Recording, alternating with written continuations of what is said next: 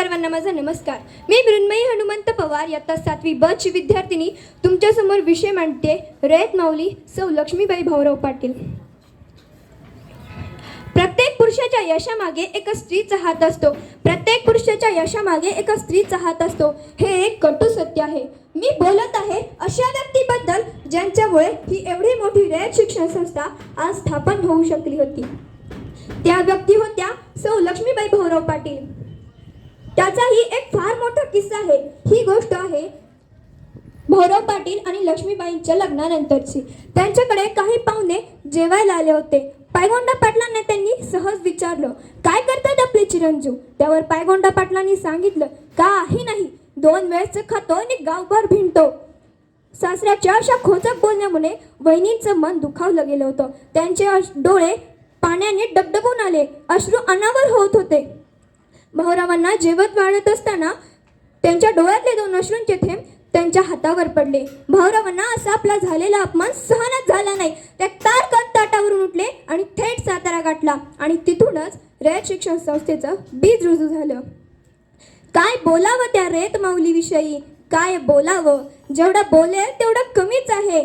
कारण सीतेच्या अश्रूंनी रामायण घडवलं, द्रौपदीच्या अश्रूंनी महाभारत घडवलं आणि सौ लक्ष्मीबाईंच्या अश्रूंनी एवढी मोठी रयत शिक्षण संस्था स्थापन केली.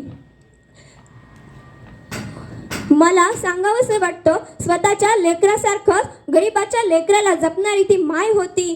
स्वतःच्या पतीच्या 2 शब्दाखातर स्त्री धनाचा त्याग करणारी ती धर्मपत्नी होती. त्याचा एक प्रसंग आठवला म्हणून सांगते. एकदा भाऊराव पाटील काही आपल्या वसतिगृहासाठी आर्थिक मदत मिळते का यासाठी बाहेर गावी गेले होते. जाताना लक्ष्मीबाईंना सांगितले, माझ्या वसतिगृहातल्या मुलांची चांगली काळजी घ्या.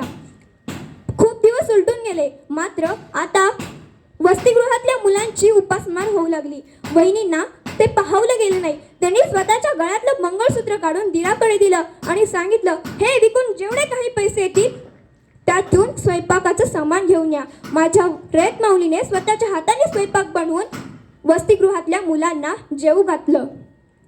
काय सांगावी थोरवी त्या माईची.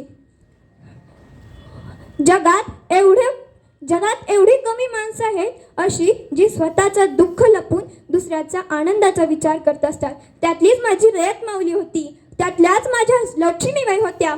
जेव्हा त्यांना एक गहन आजार झाला होता, त्यातून त्यांची आता सुटका होऊ शकणार नव्हती हे त्यांना समजलं होतं. मरणाच्या दारात असताना त्यांनी भाऊरावांकडून एक वचन मागितलं. त्यांनी सांगितलं, उद्या मी आजपर्यंत मरेन की जगेन याची मला खात्री नाही, पण जेव्हा मी मरेन तेव्हा ही वसतिगृहातली मुलंच मला खांदा देतील. आणि हो, उद्या गुढीपाडव्याचा सण आहे. माझ्यामुळे तुमच्या आनंदात विरजण पडायला नको. उद्या गुढीपाडव्याचा सण तुम्ही आनंदानं साजरा करावा अशी माझी इच्छा आहे. तुम्ही वसतिगृहातल्या साऱ्या मुलांना गोडधोड देऊन हा गुढीपाडवा साजरा करावा. एवढी माझी धन्य माऊली, जी मरणाच्या दारात असताना दुसऱ्याचा विचार करत होती, लेकरांचा विचार करत होती.